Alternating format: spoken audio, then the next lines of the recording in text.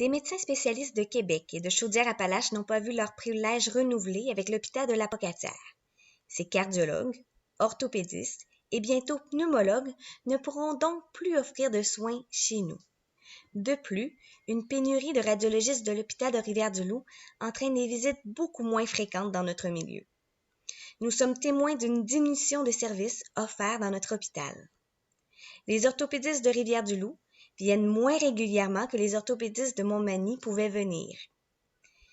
Ils préfèrent souvent faire leur suivi à Rivière-du-Loup plutôt qu'à l'Apocatière, occasionnant des déplacements fréquents pour les citoyens du Kamouraska. Ce sont une fois de plus les patients qui doivent vivre avec les contraintes engendrées par ces changements. Nous avons demandé aux candidats: comment prévoyez-vous donner accès aux médecins spécialistes à la population du Kamouraska? Et ça, c'est un des plus bels exemples des méfaits de la réforme Barrette. Ça fonctionnait avant. Les spécialistes pouvaient venir d'une autre région et desservir la population.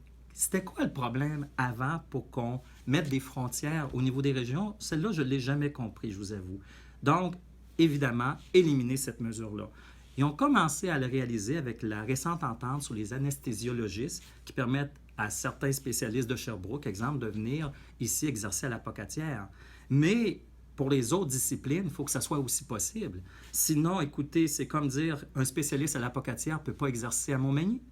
Un spécialiste de Montmagny ne peut pas exercer à l'Apocatière. On est dans la même circonscription, dans deux régions différentes, mais si proches.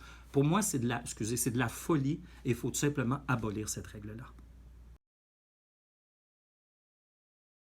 Premièrement, vous avez vu, avec l'entente des médecins spécialistes, que, premièrement, les autres parties veulent déchirer. On s'est assuré de régler le problème en anesthésie. On a eu une période qui était plus difficile. Là, pour l'instant, ça va plutôt bien. Donc, on doit continuer sur cette lancée-là avec aussi les autres spécialités. C'est très important.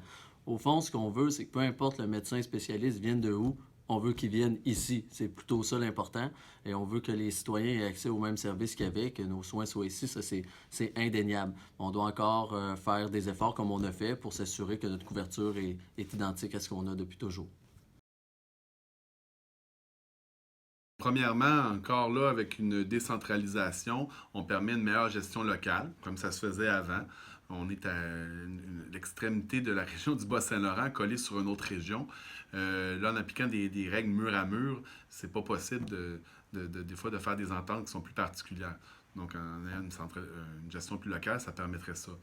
Également aussi, Québec solidaire propose de peut-être revoir un peu le mode de travail des médecins, peut-être revoir le mode lien avec le mode de rémunération. Donc là, c'est des travailleurs autonomes qui peuvent choisir leur lieu de travail. Mais il faudrait que les médecins soient comme les autres employés du système de santé, qui doivent aller travailler dans les endroits où ils sont demandés, où on a besoin d'eux. D'entrée de jeu, j'aimerais ça pouvoir mentionner que je trouve inacceptable que les citoyens aient à se déplacer pour avoir accès aux services. Selon le principe de service de proximité, c'est les services qui devraient se rendre aux citoyens. Puis dans ce qui s'est passé avec la réforme du docteur Barrette, c'est qu'on a éloigné les services des patients, puis c'est inacceptable. Puis la population de l'Apocatière et du Kamouraska en font les frais.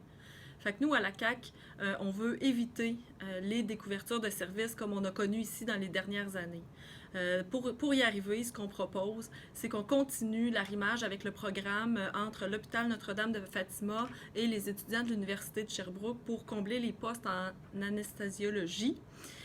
Ensuite, on va accélérer le déploiement du centre de service des demandes, le centre de répartition des demandes de services. On veut l'accélérer afin que les gens de l'Apocatière puissent avoir accès rapidement à des spécialistes en fonction de leurs besoins. Ça, c'est prioritaire pour nous. Je pense que les dernières années, le déploiement de ce service, a connu des ratés importants dans les dernières années. Il y a même eu une chicane qui s'est produite entre le Dr Barrette et la Fédération des spécialistes qui a occasionné un ralentissement du déploiement de ce service. Donc, nous, on va accélérer pour que les clients, les patients, les usagers puissent en bénéficier. Si je suis élue comme députée dans la Côte-Sud, je ferai des interventions aussi auprès du CIS, auprès du ministère de la Santé, pour que les clients, les patients soient mieux desservis au niveau des spécialistes. Le 1er octobre, je vote « Mes soins restent ici ».